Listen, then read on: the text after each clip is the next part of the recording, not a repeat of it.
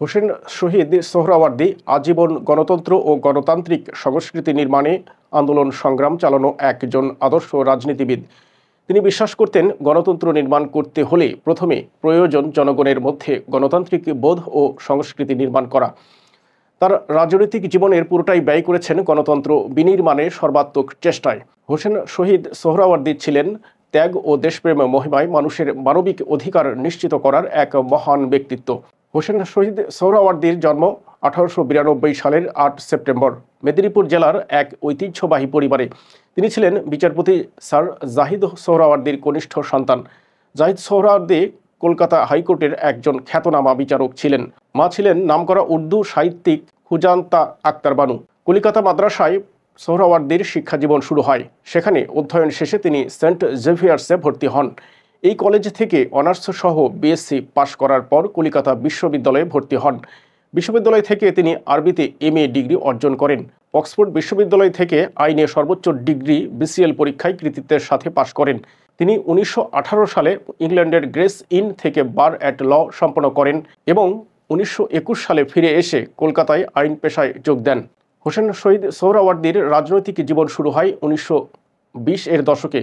তিনি প্রথমে কংগ্রেস পার্টির সাথে যুক্ত ছিলেন এবং ব্রিটিশ বিরোধী আন্দোলনের অংশ নেন।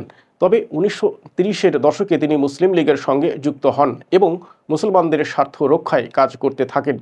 তিনি মুসলিম লীগের গুরুত্বপূর্ণ নেতা হিসেবে নিজেকে প্রতিষ্ঠিত করেন এবং ব্রিটিশ ভারতে মুসলমানদের রাজনৈতিক অধিকার আদায়ে গুরুত্বপূর্ণ ভূমিকা পালন করেন। হোসেন শহীদ সোহরাওয়ার্দী ছিলেন একজন উদার ও প্রাজ্ঞ রাজনৈতিক ব্যক্তিত্ব। অবিভক্ত বাংলার মুখ্যমন্ত্রী সহ তৎকালীন পাকিস্তানের প্রধানমন্ত্রী। সাধারণ মানুষের গণতান্ত্রিক অধিকার প্রতিষ্ঠা ও সাম্প্রদায়িক রাজনীতির বিকাশ এবং এ অঞ্চলের জনগণের আর্থসামাজিক উন্নয়নে সারা জীবন কাজ করেছেন। গণতান্ত্রিক রীতি ও জনমতের প্রতি শ্রদ্ধাশীল এই রাজনৈতিক ব্যক্তিত্বকে গণতন্ত্রের মানসপুত্র বলে আখ্যায়িত করা হয়। হোসেন শহীদ সোহরাওয়ার্দী বাঙালির স্বতন্ত্র রাষ্ট্র গঠনের প্রস্তাবক। বাংলার প্রধানমন্ত্রী থাকাকালে 1947 সালের 27 এপ্রিল দিল্লিতে সংবাদ সম্মেলনে অবিভক্ত এবং স্বাধীন বাংলার ধারণার প্রস্তাব তুলে ধরেন। বাংলা, আসাম ও বিহার অঞ্চলের কয়েকটি জেলা নিয়ে বৃহৎ বাংলা নামে একটি স্বাধীন রাষ্ট্র গঠনের চেষ্টা করেছিলেন। 1947 সালে ভারত বিভাগের পর পাকিস্তান প্রতিষ্ঠিত হয় এবং সোহরাওয়ার্দী পাকিস্তানের রাজনীতিতে যোগ দেন। পাকিস্তান প্রতিষ্ঠার পর দেশটির রাজনীতিতে গুরুত্বপূর্ণ ভূমিকা পালন করেন। তিনি পূর্ব পাকিস্তানের জনগণের অধিকার ও স্বায়ত্তশাসনের দাবিতে কাজ করেন এবং পূর্ব ও পশ্চিম পাকিস্তানের মধ্যে ভারসাম্য বজায় রাখার চেষ্টা করেন। সোহরাওয়ার্দী পূর্ব পাকিস্তান আওয়ামী মুসলিম লীগ গঠনের সাথেও জড়িত ছিলেন। 1956 সালে সোহরাওয়ার্দী পাকিস্তানের প্রধানমন্ত্রী নির্বাচিত হন। তার প্রধানমন্ত্রিত্ব কাল ছিল সংক্ষিপ্ত কিন্তু তাৎপর্যপূর্ণ। পাকিস্তানে গণতন্ত্র প্রতিষ্ঠার পক্ষে জোরালো ভূমিকা পালন করেন এবং সামরিক শাসনের বিরুদ্ধে ছিলেন।